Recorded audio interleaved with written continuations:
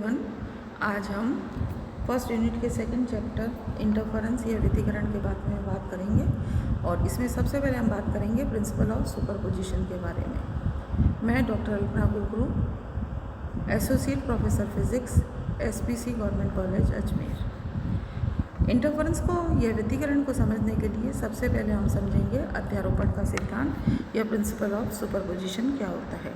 जब दो या दो से अधिक तरंगें एक साथ किसी उभयनिष्ठ क्षेत्र से गुजरती हैं तो किसी बिंदु पर एक साथ विक्षोभ उत्पन्न करती हैं। उस बिंदु पर परिणामी विक्षोभ विभिन्न तरंगों के कारण स्वतंत्र रूप से उत्पन्न विक्षोभों के सदिश योग के बराबर होता है। इसे अध्यारोपण का सिद्धांत कहते हैं। यदि किसी बिंदु पर विभिन्न तरंगों द्वारा उत्पन्न विक्षोभ क्रमशः E1, E2, E3 इत्यादि हो तो अध्यारोपण के सिद्धांत से परिणामी विक्षोभ होगा E = E1 + E2 + E3। यदि विभिन्न तरंगों के कारण विक्षोभ एक ही सरल रेखा में के अनुदिश हो तो परिणामी विक्षोभ अलग अलग तरंगों के कारण उनके बीजगणितीय योग के बराबर होगा E = E1 + E2 + E3। जब समान आवृत्ति की तरंगें एक ही दिशा में संचरित होती हुई अध्यारोपित होती हैं तो माध्यम में किन्हीं बिंदुओं पर तीव्रता का मान न्यूनतम तथा किन्हीं पर तीव्रता का मान अधिकतम होता है।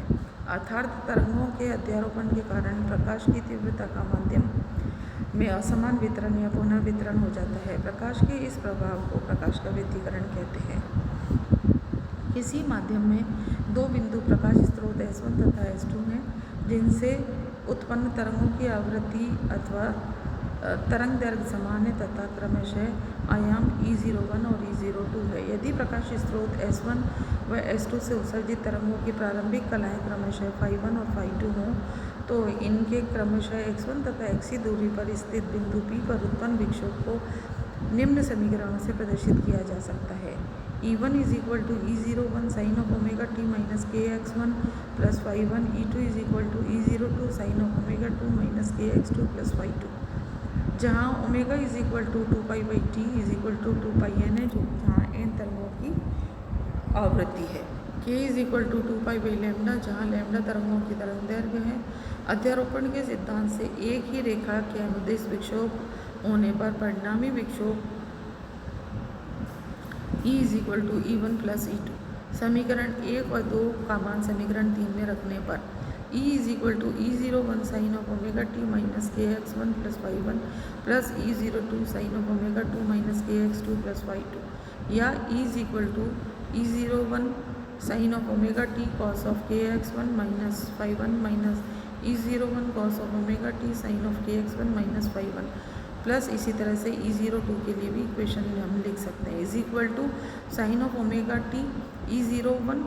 फिर ये फॉर्मूला बन जाएगा आपका cos A cos B वाले फॉर्मूले से इसको ओपन कर देंगे और इसकी सब वैल्यूज़ रख के जब हम इसको सॉल्व करेंगे तो ये फाइनल इक्वेशन 6 आ जाएगी A sin of omega t minus theta. समीकरण 6 दो तरंगों के अध्यारोपण के कारण उत्पन्न परिणामी तरंग के समीकरण को प्रदर्शित करता है जिसका आयाम A तथा कोण थीटा है।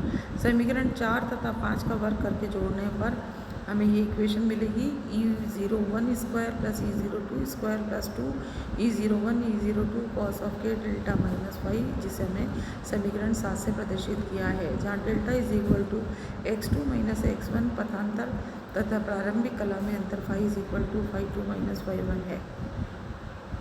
हम जानते हैं कि प्रकाश की तीव्रता तरंग के आयाम के वर्ग के अनुक्रमानुपाती होती है, अर्थात तीव्रता I = a² और I = ka², जहाँ के समानुपाती नियतांक के अतः प्रथम तरंग की तीव्रता I1 = k E01² प्लस द्वितीयक तरंगों तथा द्वितीयक तरंगों की तीव्रता I2 = k E02² होगी। इसलिए परिणामी तरंग की तीव्रता अगर हम याद करेंगे तो ये आ जाएगी I = I1 + I2 + 2 √I1 I2 cos of k delta minus phi, जिसे हमने समीकरण 8 से व्यक्त किया है। इस समीकरण से स्पष्ट है कि बिंदु P पर परिणामी तीव्रता तरंगों के बिंदु P पर पहुंचने पर कुल कलांतर, जहां पथांतर तथा तरंगों का प्रारंभिक कलांतर फाई है, उस पर निर्भर करता है। माना स्रोत S1 और S2 से उत्सर्जित तरंगों की प्रारंभिक कला समान है, अर्थात φ1 = φ2, तो इक्वेशन रिड्यूस हो जाएगी हमारी I = I1 + I2 + 2 √I1 I2 cos of k delta. व्यतिकरण की विभिन्न अवस्थाएं। पहला होता है संपोषी व्यतिकरण या कंस्ट्रक्टिव इंटरफेरेंस। जब पथांतर delta is equal to x2 minus x1 is equal to n lambda हो तो के कॉस ऑफ के delta is equal to cos of 2 by lambda into n lambda is equal to 1। अतः परिणामी तीव्रता I maximum is equal to I1 plus I2 plus 2 under root of I1 I2 और under root of I1 plus under root of I2 का whole square, ये इसकी अधिकतम मान होगा।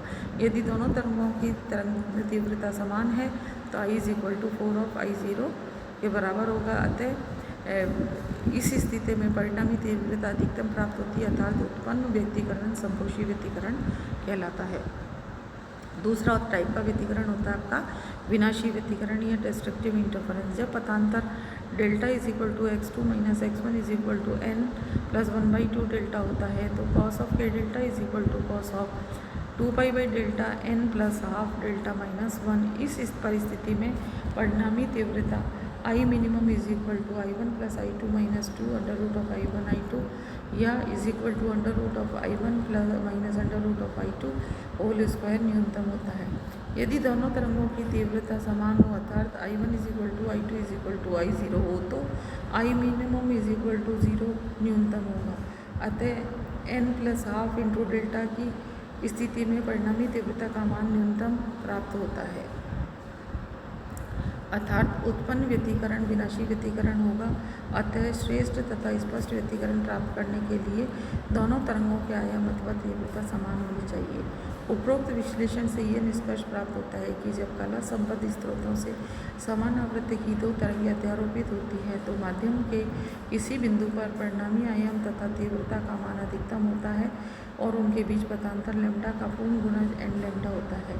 इस अवस्था में उत्पन्न व्यतिकरण संपोषी व्यतिकरण होता है। इसके विपरीत जब पथांतर λ/2 का विषम गुणक होगा तो परिणामी आयाम तथा तीव्रता का मान न्यूनतम हो जाता है। इस अवस्था में उत्पन्न विनाशी व्यतिकरण होता है। उपरोक्त विवेचन कलांतर के द्वारा भी प्रस्तुत किया जा सकता है कि डेल्टा पथांतर डेल्टा के कारण बिंदु P पर तरंगों में उत्पन्न कलांतर है तथा phi is equal to phi2 minus phi1 प्रारंभिक कलाओं में अंतर के कारण बिंदु P पर कलांतर है। इस प्रकार k डेल्टा माइनस phi बिंदु P पर अध्यारोपित तरंगों के मध्य परिणामी कलांतर है। यदि इसे डेल्टा से लिखें तो delta is equal to k delta minus phi is equal to 2 pi by lambda x2 minus x1 minus phi2 minus phi1। अतः किसी बिंदु P पर परिणामी व्यतिकरण के कारण परिणामी विक्षोभ E is equal to a sine of omega minus theta से व्यक्त किया जा सकता है। E is equal to a sine of omega minus theta, तो हम इसको a को लिख सकते हैं E0 स्क्वायर a की value plus E02 square plus 2E1 E2 02 cos delta raise to half और I is equal to k square और I is equal I1 plus I2 plus 2 under root of I1 I2 cos of delta.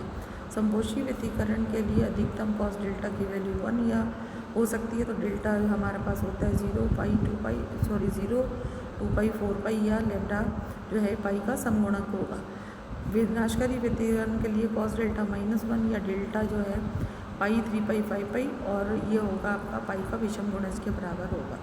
व्यतिकरण में ऊर्जा का वितरण समीकरण 11 और 13 से ज्ञात होता है कि व्यतिकरण में विभिन्न बिंदुओं पर तीव्रता अधिकतम मान 4I0 एवं न्यूनतम मान 0 के बीच बदलती है, जबकि दो विभिन्न स्रोतों को तो तीव्रता सभी स्थान पर समान रूप से वितरित होती है तथा उसका मान I0 plus I0 is equal to 2I0 होता है। व्यतिकरण में ऊर्जा का ह्रास नहीं होता, अपितु ऊर्जा न्यूनतम तीव्रता के बिंदुओं में और अधिकतम तीव्रता के बिंदुओं में स्थानांतरित हो जाती है, अर्थात ऊर्जा संरक्षित रहती है। अतः प्रकाश व्यतिकरण में फ्रिंजों का निर्माण ऊर्जा संरक्षण के नियम के अनुसार होता है। इस वितरण में जो मध्य तीव्रता है वो 2I0 के बराबर हो।